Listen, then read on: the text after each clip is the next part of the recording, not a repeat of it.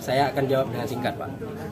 Yang pertama, selama datang pengungsi Rohingya, untuk masyarakat Suwakni khususnya, Pak, ya, dan umumnya Aceh Barat, banyak yang resah, Pak. Di saat malam tuh untuk tidurnya kurang nyaman, Pak. Karena kepikiran, kalau seandainya lengah dari penjagaan, kami yang akan terancam, Pak.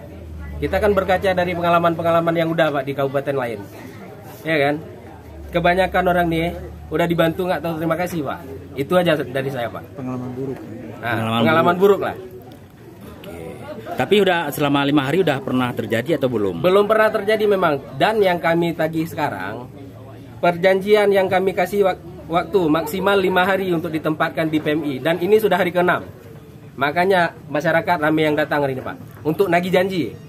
Dan yang sangat kami sesalkan, dari pihak pemerintah kampung tidak ada koordinasi dengan masyarakat di saat menerima masyarakat Rohingya.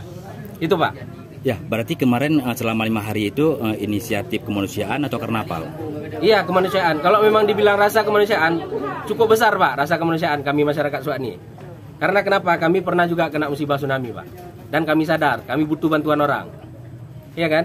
Ini kan udah 5 hari, Pak, 6 hari malah. Artinya ini ingkar janji pemerintah ya? Iya, janji itu yang nggak ditepati. Makanya kami kecewa di sini, Pak. Jadi hari ini intinya harus dipindahkan. Harus dipindahkan. Makanya saran dari masyarakat tadi, pindahkan ke pendopo. Di pendopo ada gedung. Kalau tidak dipindahkan, mungkin nanti masyarakat saya nggak bisa bendung, Pak, untuk ini aksi-aksi masyarakat saya nggak bisa bendung. Izin abang, siapa nama? Tonan?